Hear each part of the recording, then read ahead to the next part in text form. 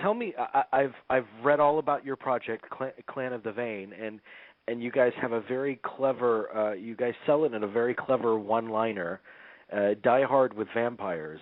Absolutely. Yes.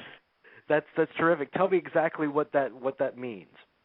Yeah, basically we like the basic Die Hard format about a character who's kind of like put in a situation that they have to deal with, and with a bunch of other people they have to kind of control. So, is that a good way of explaining Well, that? if you could imagine Die Hard, where all the terrorists storm into the building and take over the place, if those were all monsters and creatures and vampire type, creatures taking over the place, and then the hero has to systematically take them out and rescue the hostages. It's pretty much, that's what we mean, Die Hard with vampires.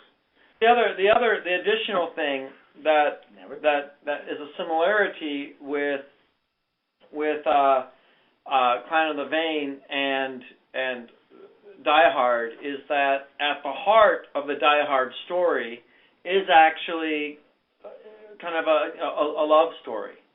And so just the same thing is true with Clan of the Vein. There is really a centuries-long kind of a love tragedy that is fueling one of the main ongoing background stories of the McBain character, and he's trying to find her and piecing things together, and that story is will continue. It's introduced in our initial comic, but it's something that will be revisited and a continuous theme throughout the comic book series. Is that always a particular challenge when you're developing material like this, to kind of mix the fantastical with the human? I personally don't think it's a difficulty. I think it's one of those things that they help. If you're only fantastical, or you're only action based, or you're only romantic based, I think that's where things get stale and limited. Mm-hmm. It's when you start, real life is full of it. My friend just got in a car accident the other day, and her life was completely turned upside down. She doesn't have a car, she can't get to work, the car is probably going to be totaled, she's got now physical injuries. One event, one thing can, just spin your life around. Well, I always really admired projects that can do that, and not all of them can. A lot of what we see coming out of Hollywood, it's so kind of CGI infested, and it's almost like the movie serves the CGI instead of the other way around. And what they're missing is the human element. And I think of something like Cronenberg's version of The Fly, which is a movie you'd think, a guy turns into a fly. It has to be silly and fantastical. But what makes that movie resonate is that it has such a strong, vivid love story in the center of it. Right. Yeah. Well, it's I forgot who wrote it, but when I was living in Japan and trying to teach myself how to write screenplays, I read a screenwriting book that talked about small moments, and one of the examples they gave was in Dances with Wolves, when his horse is getting stolen, and Kevin Costner's character jumps up and tries to run out and save his horse, and as doing so, forgets that the door to the front of his building is about a foot too short, and knocks himself out. Mm-hmm. And then he wakes up, hours later or whatever, and the horse is like walking back. And there's a small human moments. We've all hit our head, and heroes hit their heads too. Yeah, and it's that kind of moment that automatically endears you to the lead character. I agree. So tell me about your conception of vampires in this project, because we've seen all kinds of vampires. They've been kind of turned into teenage sex pots recently, glittery, shiny vampires. Yeah. It's kind of like Where do you fall in? I'm sorry, just where do you fall in the conception of your vampires? Monte should speak to that. Yeah, well, basically, we can talk about the main character in a bit, but like the thing with our vampires, what's different is this is a monster film, and also a monster comic book that we're doing. Actually, we want to basically, we want to take things back to the way like vampires used to be. We don't like the fact that everyone's like really pretty and cute and like. I mean, we do have a romantic story, but the thing is, our characters are monsters. The thing is, vampires are, we as human beings we're like, they're like a predatory species for humans. They're the next level up on the food chain.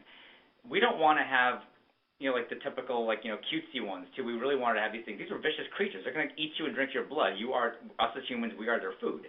So, like, the thing is, there's so many different cultural aspects towards vampires that have never been explored before, like in comic books that we think we are actually doing with our project.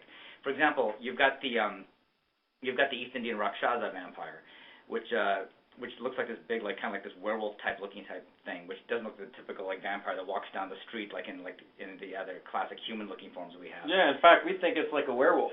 Yeah, really. Pretty much, yeah. Yeah, they're like these big pack dogs, with like stripes, and they have like mange on them and stuff too. And then we've got, for example, there's a Germanic species of vampire called an entoder vampire, and that's a creature that's like really deadly, and like just a simple stake through the heart will not kill this thing. This thing actually is allergic to lemon juice. So like our main character would have to think of these specific ways on how to kill these creatures without having a typical like stake through the heart type situation. And that what makes this story so fun for us as storytellers is that it's not a simple stake through the heart. It's not holy water or something, or the typical thing. So yeah, every time you're trying to kill a vampire, you also have to figure out the mystery of what is that vampire's weakness. It's not just a given. Yeah. Well, I'm looking at, because the Kickstarter page that you have for Clan of the Vein, it includes samples of some of the drawings and illustrations, and they are beautifully realized. I mean, it's stunning artwork. And that's only a fraction of it. I have to say that I've been telling them, no more. Stop showing all this stuff. No. We want to show everybody all this rad stuff that Neil's been drawing. And it's so cool. Yeah. But I mean, I mean, there's dozens of different types of vampires, and as DeMonte has said that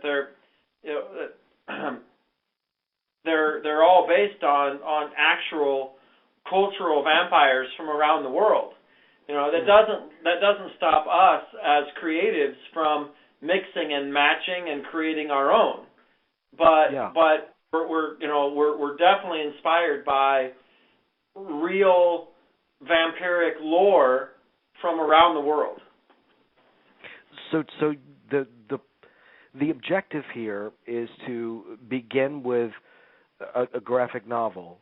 Absolutely. And then graduate that into a film project. Small detail, I would say we want both. We, as a movie producer, I was immediately attracted to Clan of the Vein, not only because there's two awesome dudes that are creating it, but also in that it's a honest to goodness, solid comic book storyline that with a great character that can on its own stand up as a great comic book. Yeah. But as a movie producer and really I love things that are multi-platform. This thing could be really a great movie. It could make a great video game. And so our first step is to get that comic book out, get the first double issue, really solid graphic novel out there. And then, we've already had some people questioning us about the film rights. So, and I usually just tell them that, let's wait to see when the comic book comes out. Yeah, let's get the comic book done first, because when Neil and I started on this, that's what this was. We had the story idea, we had these characters, we both grew up loving comic books, reading comic books. I mean, comic books sort of taught me to read, or at least made it capable for, this sort of ADD dyslexic kid to learn to actually read. so comic books are very important to me. And yeah, same here. And exactly probably all three of us. That would probably be true. Yeah, I was reading comic books, taking them to class. Exactly. I was told no more comic books, don't bring comic books, and I would argue that, I remember I was maybe second grade, and I was being told to not bring comic books to class, and I would argue that the vocabulary in the comic book was higher than the writing, what we were reading in class, and the teachers, of course, would get angry at me, and we would argue. Right. But the reality was that, yes, the comic books are not written, most, like Spider-Man, most superhero-type comic books are not written at second or third or fourth grade. They're written at fifth, sixth, seventh, even up to eighth grade, the vocabulary that's in there. So that's true. Yeah, like Uncanny X-Men. Tell me how many second graders know what uncanny means. Right. Yeah. If they haven't read X-Men, they won't have a clue. Comic books inspire you to go look up, speaking of that, I actually looked up that word when I was a kid. I did too. I did too. That's why I brought it up. What does that mean? I was in first grade and I was asking my mom and dad what that word means. Yeah. So I'm as a former educator, I think comic books are a great tool for education, and as well as storytelling. Mm-hmm. Well, I went through a period of my life where I did collect comic books. I certainly haven't been a lifetime collector because my single obsession in life has always been movies. But in a way, as such a big movie lover, I appreciated comic books because just in telling the story, the nature of the structure of a comic book, they look like extremely elaborate storyboards. Yeah. Yeah, definitely. Yeah. But, so if you create this, when you create this comic book and graphic novel, I'm sure to some extent you can call upon your work in the comic book as a source of storyboard in some way, can't you? Is that Mr. DeMonte here is also a very accomplished storyboard artist. Well, thanks. But yeah, that's kind of was my ear when I did the comic book. If you really look at it very carefully, the whole thing is very cinematically laid out. From the colors down to the design of everything, I really wanted to give it like an actual cinematic touch to it, which is why I worked on movies like Bunraku and Day of the Dead. And my storytelling, I think, it's definitely graphic novel style because I like to have I like to be able to set a mood and create the characters that reside in that environment. But by working as a storyboard artist with a lot of people, it actually kind of helped hone my skills. So that way, if you actually look at the comic book the way it's set up, you can actually translate that directly into screenshots from the book, and that's kind of what I think sets our book apart a little bit differently from other people's projects. If that's a good way to Absolutely. Yeah. So tell me more about the Kickstarter campaign. The money you raise is going to go towards what exactly? Completing the graphic novel at this point. Neil DeMonte here has done, he's done a lot of pencil, he's drawn a lot of pages. We still want to do more pages, and then we also need to get the pages colored, and the colorist needs to get paid. We need to get, the thing lettered. We need to get the thing printed, published. I mean, all of those things cost money. And at this point, it is the three of us doing this. We don't have big studio money backing us up. We don't have a big rich producer in our back pocket, taking care of this for us. So the Kickstarter money is all going into the comic book. None of it's going into our pockets, So that's getting the book done right now for us is the most important thing. And for me, the thing I want more than anything, Neil and Neo doing a graphic novel together, that's a dream, So yeah, they're all best. And we all like working together on our projects. Because we've all done projects independently of each other in film and comic books. But this is the first time, us as fans are actually going to be able. We're all fans of this genre. So this is the first time us as fans are going to be able to actually do something for the kids that actually are back in Dayton, Ohio, for example, looking up to us, going, God, I wish I could do a comic book. And we kind of want to do something back to those kids. We were in that same position, just not that. Yeah, I grew up in Iowa. Yeah. And I was definitely that kid in Iowa that wanted to be comic book writer, comic book artist, movie maker, work in TV, something like, any one of those or all of them. And it was just a dream that was so unrealistic for a small town boy from Iowa, that I didn't really pursue it, initially. I decided to do a real job, and I became a teacher. And so I I would definitely encourage people, and I think this first comic can be really kind of dedicated to the fans and the kids, and be an inspiration for anyone to do it themselves.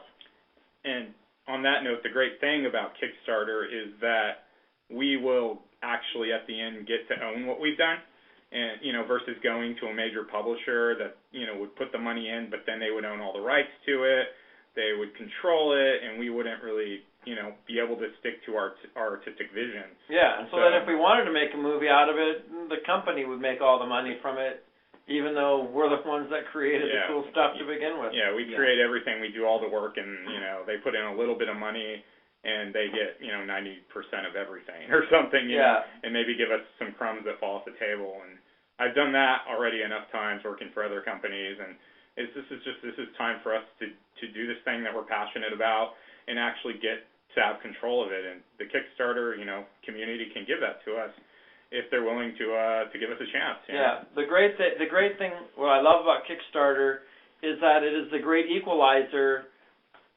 with the phrase "cash is king." Yeah. Right now, it's always been this way, but probably more so now than in many other times in history, that cash is king. And you can, you watch the show. What is that show? Shark Tank. People come in with great ideas, and they've already been doing it for months or years, and and they're like, oh yeah, I make belts that no one else can make, and it can fit everybody, and blah blah blah, and I've been selling it door to door for years, and then it's like, okay, I'll give you $15,000, but I'll own 90% of it. 15. Wow. Yeah. This dude created something that completely from scratch. And then works his fingers to the bone, and then owns 10% of his own company, of his own creation. So I love Kickstarter because of that. I do too. Because just as you've expressed, it allows you to retain control of your vision without compromise. But what it also does, you mentioned growing up in, I think you said Iowa, and not feeling like you had any opportunity to become a part of entertainment at all. But it allows people like that all across the world to step out and feel like they're part of the process instead of spectators dreaming of. Yeah. Been around when I was a kid. I can tell you there would be Kickstarter would be one of my bookmarked favorite pages, and I'd be telling Mom, oh, Mom, let's get into that. We need to get this one. I'd be out mowing 3 more lawns to, so I could put another $25 into Clan of the Vein or whatever project I wanted to be at the time. Yeah. And on that note, we are all supporters of other people's Kickstarters. So many of our friends have done this successfully, and we all support each other. And that's what's kind of awesome is, my friend Jeremy Steen just raised $100,000 for his video game documentary. He was going to go out and get financing from some producer who was going to take like 75% of it, Yep. And he's been working on this thing for 2 years, going around the world financing it off his credit cards, and then some guy's going to walk in, some rich producer, essentially with pocket change. For him, this rich producer is going to own 75%, and it's like, oh, but Kickstarter, the community jumped on, they supported him, now he owns this whole movie. Yeah. Yep, and they're all part of it, like you said. It's just a positive, push it forward mentality. Yep. So, and in the worst case scenario, Kickstarter is a wonderful pre-order system. Where people get to pre-order what they want for maybe a slightly little bit more than what they might pay retail. But then they're getting signed things, and they're getting, extra stickers or things like that. So it all kind of balances out, and they get thanked on web pages or even in the piece material themselves. So it's just a great positive push it forward attitude. Yeah. In an otherwise, more and more corporate corrupt system. I agree with you, man. But on this note, since we're talking about Kickstarter, I wanted to ask your opinion on the big controversy surrounding Kickstarter in the past month or two, with people that are not necessarily as independent as you guys are, like a Zach Braff or James Franco that just signed. Oh yeah. Well, yesterday. actually, Zach Braff put in $10,000 into my friend Jeremy Sneed's Kickstarter, and actually that $10,000 and that endorsement actually helped his Kickstarter probably succeed. So Zach Braff did pay it forward, and I give him a lot of kudos for that. So I'm pretty sure it had a lot to do with my friend's Kickstarter actually, really breaking out. So. Yeah, it's a double-edged sword, isn't it? I mean, on one hand, perhaps there should be like Kickstarter and Kickstarter Pro. Where you have, okay, these are the people that have hundreds of thousands or millions of fans that are built in, and the capability of getting financing right away.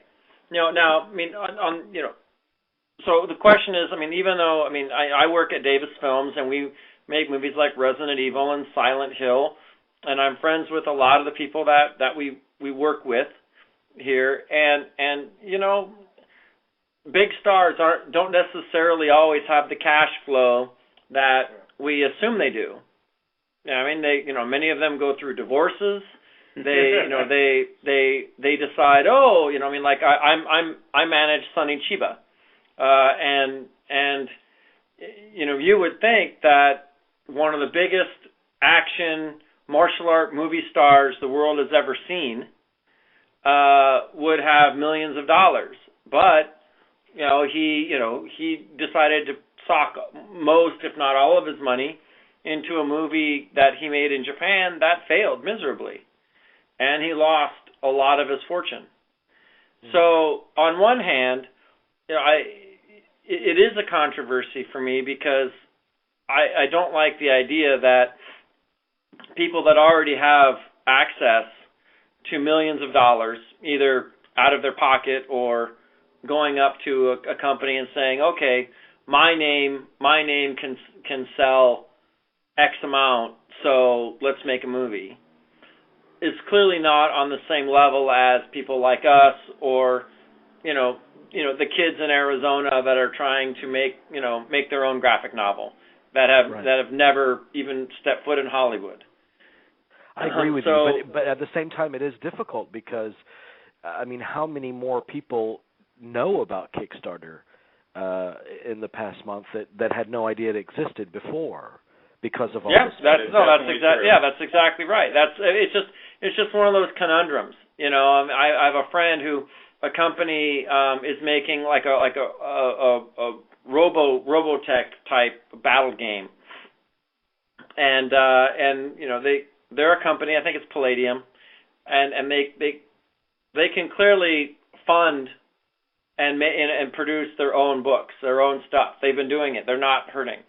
But they did a Kickstarter one, and I think they raised something like $2 million. Wow. Now, some of my friends were all upset, independent people that are, independent individuals that are making their own role-playing games really need to have that, Kickstarter money instead of these big companies.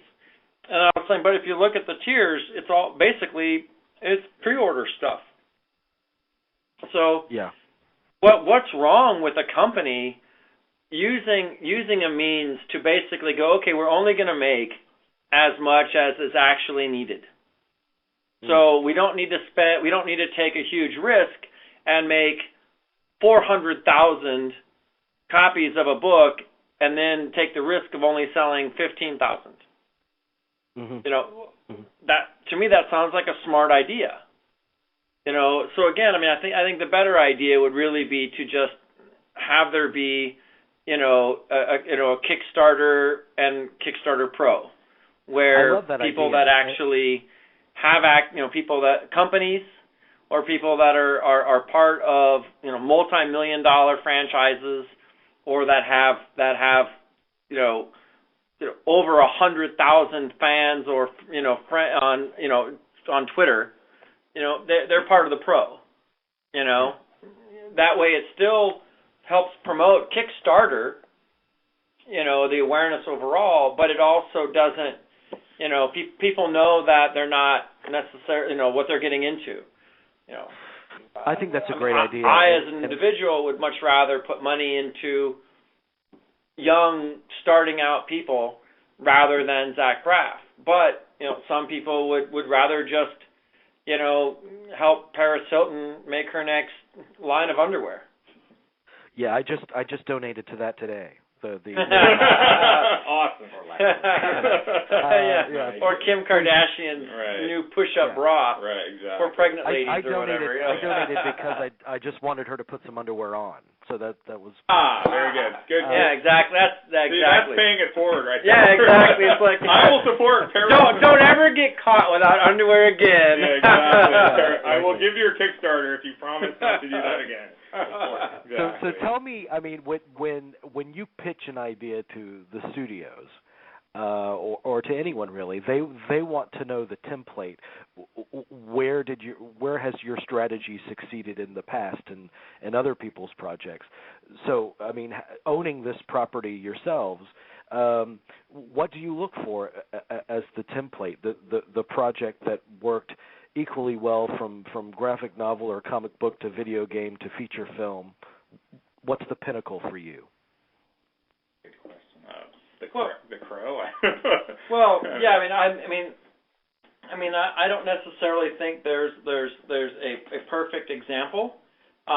First of all, because of how Hollywood is changing, and it used to be that, like, for example, DVDs made half of your profits.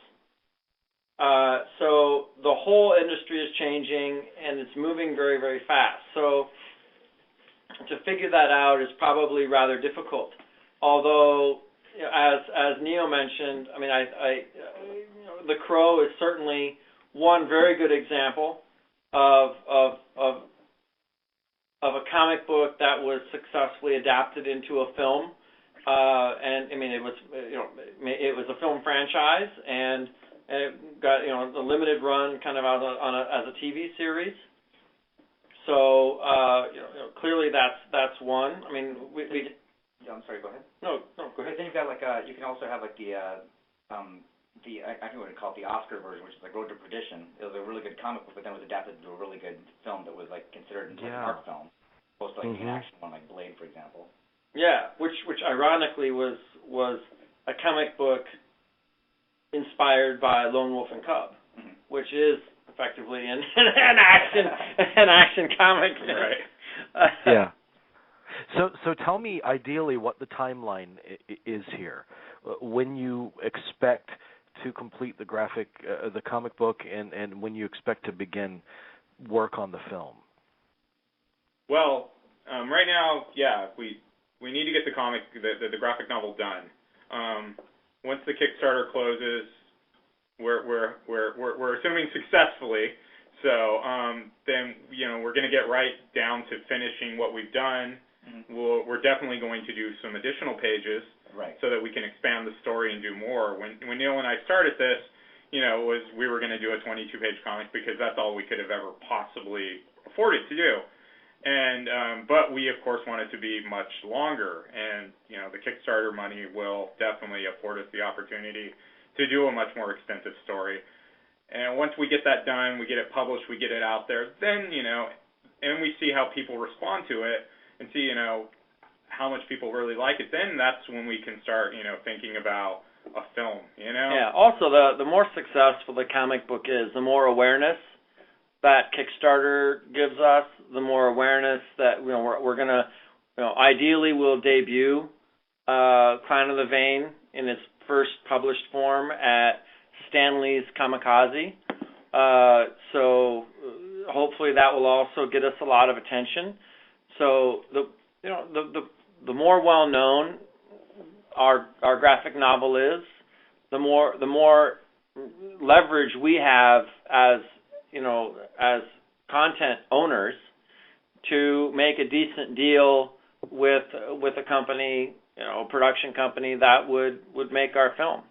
Yeah, on top of that, too, we ideally want this to be our first issue. It's a pilot issue. But we actually want to ideally make this into an actual series, too, so provided with fan response, which so far has been pretty good. I'm kind of very flattered by that, as we all are. Yeah. I think, like us, to ideally make this into a series, because this is something we all created together, and this is something we would love to actually, present as a whole new character, because you've got a character who's a vampire who's been alive for, hundreds, if not thousands of years. So, so why not make an entire series based on all these adventures from all these different timelines of his lifetime? And that's what I think would be a really cool thing. Yeah, was McBain in the Trojan War? Was he riding on a Viking ship? What was he doing during the Renaissance? I mean, right. How, did he take the plans of the pyramid to the Aztecs? Those are all like really cool storylines that we could follow up on if we want to. And we you could go anywhere with it. Yeah, I have one last question for you, and I apologize if it's a lame question, but I'm genuinely curious about this, because with graphic novels and then movies, I mean, obviously two different mediums, and you guys have your feet in both. From a creative standpoint, when you look at Clan of the Vein, what does the graphic novel medium allow you to do that film does not, and vice versa? Well, in a graphic novel, as in the case of a novel or whatever, you get to go a lot deeper into the characters, into their mythologies, into their history. With a movie, you got 90 minutes to maybe 2 hours, and you have to move really quick. You don't get a lot of time for exposition. The story has to move. People want to get to the action and the meat. So in a graphic novel, we can explore McBain's background. We can see, he was in the Trojan War. Oh, he was hanging out in ancient Egypt. I mean, in a movie, maybe we could give flash impressions of that, maybe through a memory or through a piece of art. But we couldn't go incredibly deep into that. With a comic, we could do a whole issue, on here was McBain here and here was McBain there, and those are much deeper stories that we can get into, And with a movie, you just get to have a hell of a lot of fun,